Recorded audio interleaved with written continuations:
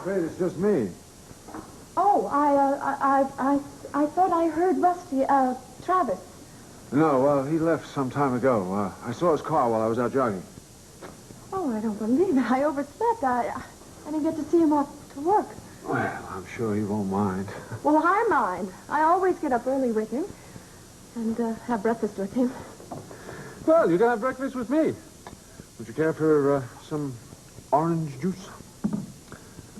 No, thank you. I think I'll have my morning coffee. I guess I just tossed and turned most of the night. Finally fell asleep around dawn. Guess that's why I didn't hear his alarm go off. Well, there's nothing to be upset about just because you sleep in now and again. I mean, after all, when you don't have anything planned during the whole course of the day, it doesn't really matter what time it is, does it? Would you care for some orange juice? It's good for you.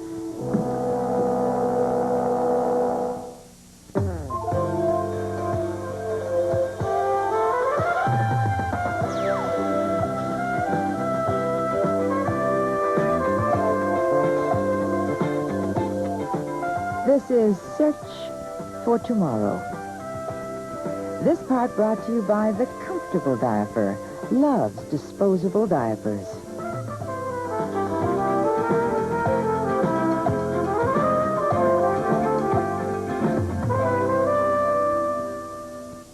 It's an invigorating day. The fall is certainly in the air. Oh, yes, I imagine the leaves should be gorgeous in just a few days. Yes, I think I came here at the right time. Henderson's a marvelous little village. No wonder my son moved his headquarters here.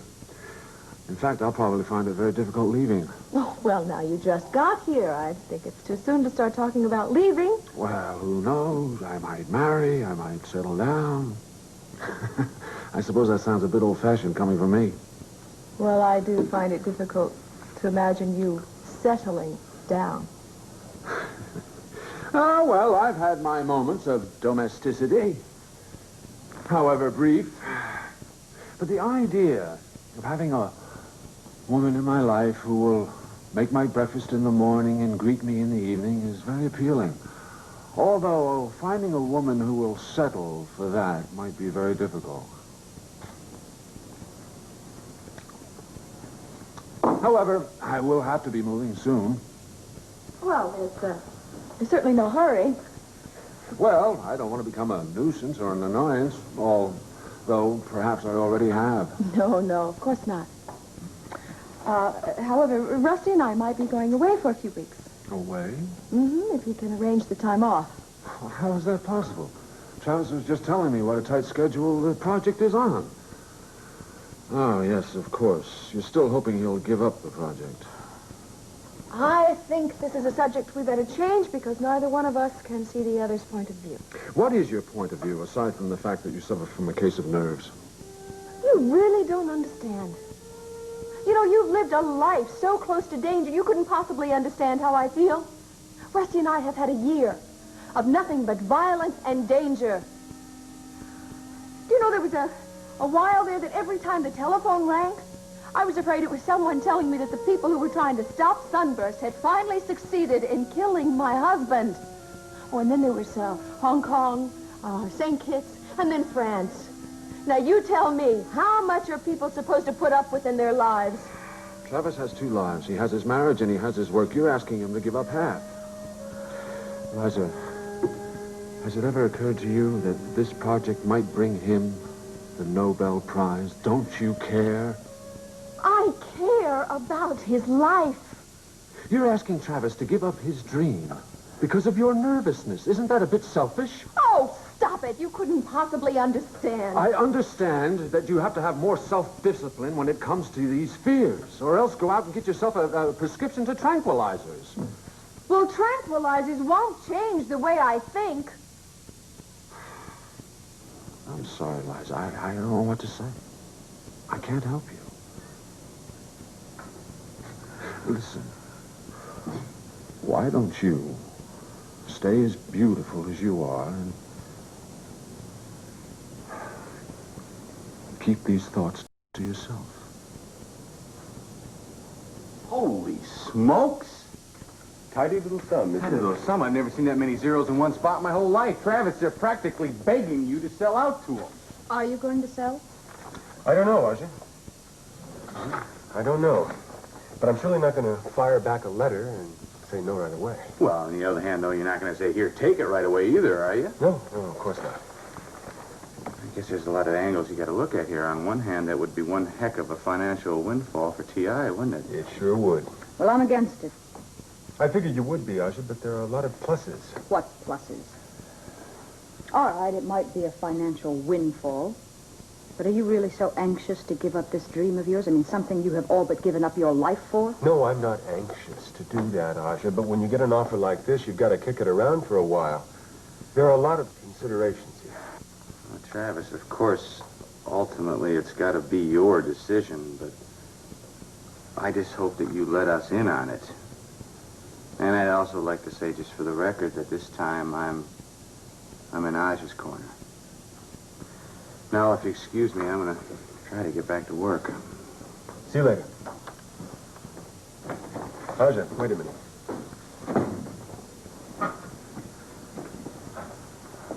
My father said something to me that I'd like to talk to you about. He said he knew you and your mother in Hungary. Yes. He was a very good friend to us. As a matter of fact, after he brought us to the States, I used to just live from one of his visits to the next. Visits? Here, in the States? Of course, at that time, I knew him as Barrett, and he looked very different. He was an American agent. My father died helping him in an underground escape attempt. He immediately got my mother and I out of the country. But everything happened so fast, we had to leave everything behind. So when he brought us to the States, he provided for all of our needs. Most importantly, my schooling. Then he'd come and visit us often. Often? Sometimes he'd stay as long as a whole month. Of course, then we might not see him again for a year, but... Do you know that the last time I saw him, I was 15 years old? He didn't tell you. No. In all those years, my mother kept alive the memory of her brave husband who died in action. And he was here, visiting another woman and another child. I guess that made him a little too busy to tell his wife and his own son that he was still alive. All right, Travis, I'm sorry. Forget about it, Aja. It doesn't matter anymore. Look, I thought he... I said forget about it. I was right about him in the first place.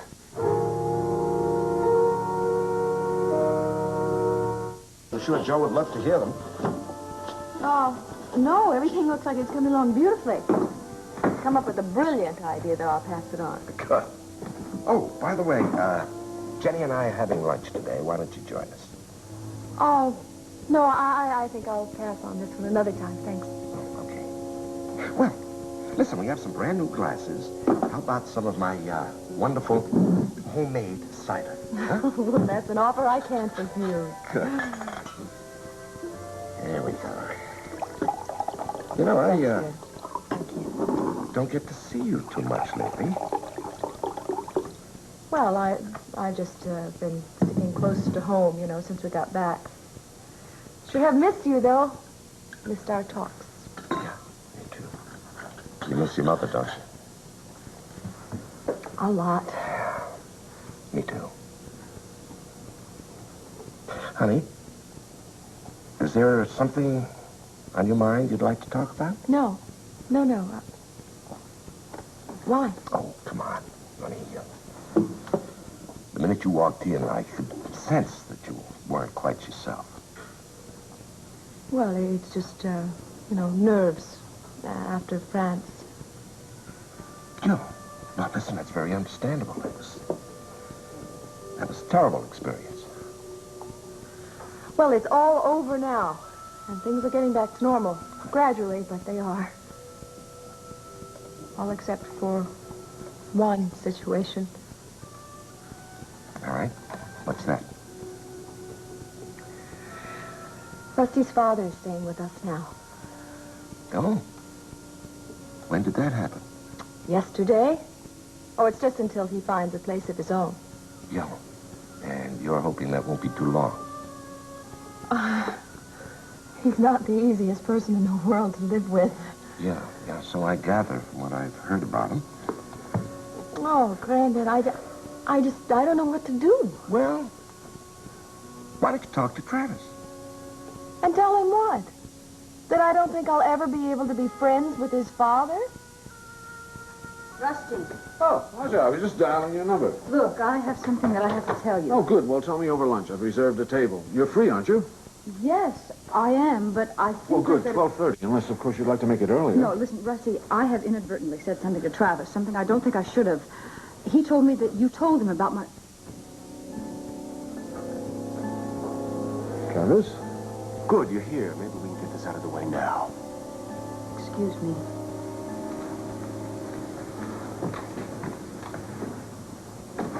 What's on your mind? Plenty. Aja has informed me that you visited her and her mother here in the United States. Yes, that's true. Don't you think that sticks in my throat just a little? I've spent practically my whole life thinking you were dead, my hero father. Then I found out you didn't die when I thought you did, so I tried to take care of that in my own head. I made up excuses. You were in prison, you were running, you were hiding, you were finally maybe dead. I had to have some reason.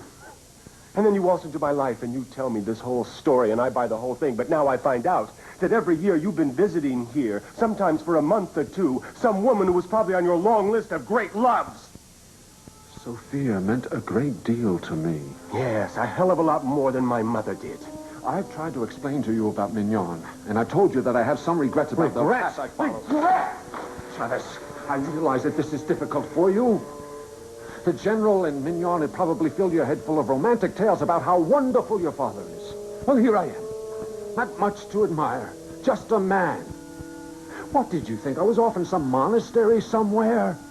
You knew Renata. You knew she was my child. And I told you myself about Sophia. Sophia is not the point. The point is that you did not tell my mother and me that you were alive. What would be the point of that? You both had accepted the fact that I was dead. You were both living a good life. You were well taken care of. You had everything a little boy could want, including a surrogate father. Your own father would have been a great disappointment.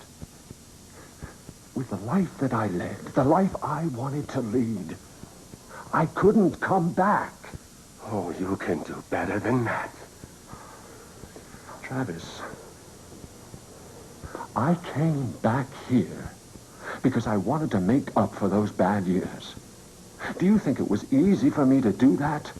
Knowing that you could tell me that there had been too many years between us and it was too late and that I could go to hell?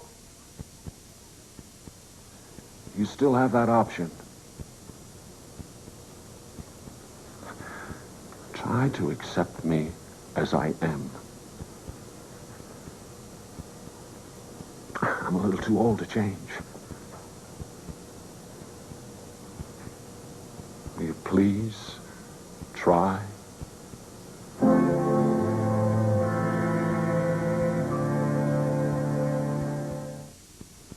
Welcome to the Woodlands, where you find a delightful surprise around every corner. Hi. Look, I'm sorry to disturb you, but is Travis around? I've been trying to locate his father. No, I'm sorry you missed him. He left a little while ago. Oh. Glad you stopped in. How you been? What have you been up to? Oh, nothing much. Just work, work, work, and more work. Oh, gee, I hope you're leaving some time for Dane, aren't you?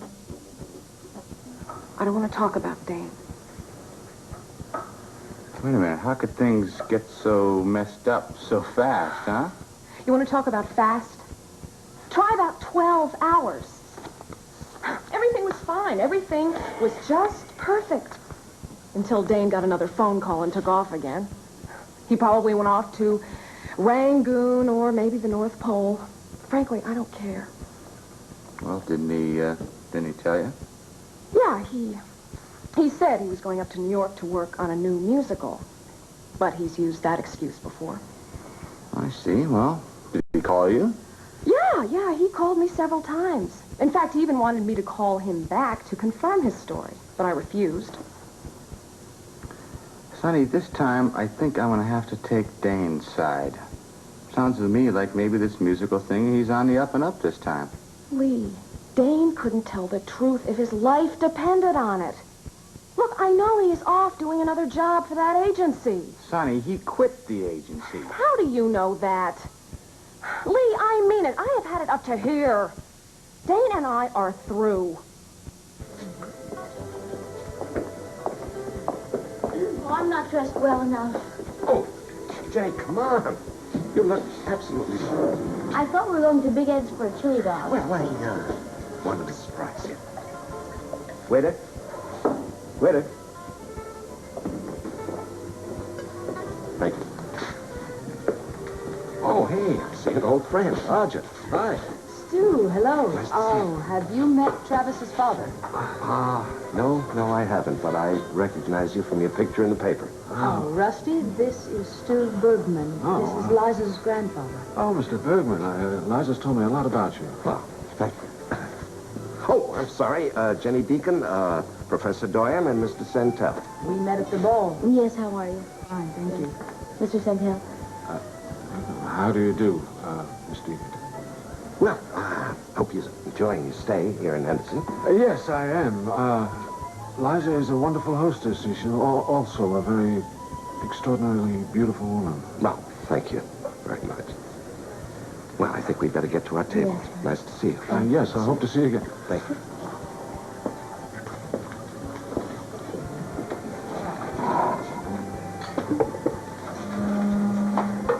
Rusty, what's the matter? That young lady, she reminds me of someone, but I can't quite place who it is. The eyes are the same. Well, who does she remind you of? Alethea. A woman I purposely tried to forget. All right, then. We won't talk about her. Oh, no. She was a young Greek woman in a spy network, an intellectual. She had ideals. Her hair and her eyes were darker, but she had that frail-like quality, like a wounded animal, cornered, determined to fight. Were you in love with her? I never fall in love. At least I don't admit to it. Your mother was the only one who made me break that rule. But yes, we were close, very close. What happened to her? She died. I was in the same room with her when they tortured her. And every once in a while, she would look up at me, knowing that I couldn't help her. But I'll never forget those eyes. She died looking at me. I watched the light go out. Well, at least it's something I'll never have to do again, huh? You know, Rusty, many people have suffered for what they believe in. Yes. The strong ones. Like Althea. She was frail, but she was strong. Like your mother. Like you. A person you could admire. It's the weak, clinging vine woman I can't stomach. You sound like you have someone in particular in mind. Yes. I have someone most particular in mind. Hi, are you busy? Well, not now. Darling, what is it? Are you all right? Oh, I'm fine. It's a long day. What are you doing here? Oh, just came by to say hello. Hi. I went by the riverboat. Saw Granddad, got a tour. Terrific. Oh, I was going to tell you about this tonight, but now that you're here, company made an offer to buy Sunburst. To buy Sunburst? Yeah, I think maybe we ought to talk about this the next couple of days. I don't need to talk about it. That's what I've been talking about for days now. Rusty, that is our solution. Hey, not so fast. No, listen, that's like an answer to a prayer. Liza. Oh, please, don't you see? Oh, darling, think about it. Think about what this year has been like for you. The pressure you've been under. Your life constantly in jeopardy. If you sell Sunburst now, it'll all be over.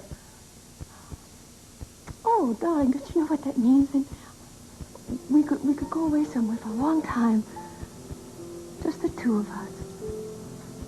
Could have a nice long rest. We could find the things that were so important to us once. We could talk about having children. I want a child, Rusty. I know you do, too. I overheard your conversation with your father the other night about how disappointed you are that we don't have a family. Please don't be disappointed with me. Liza, I'm never disappointed in you, never. I'm sorry. I'm sorry. What about Sunburst? Will you sell it?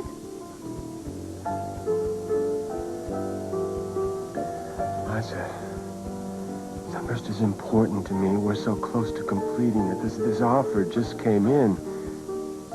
I've got to have time to think about it.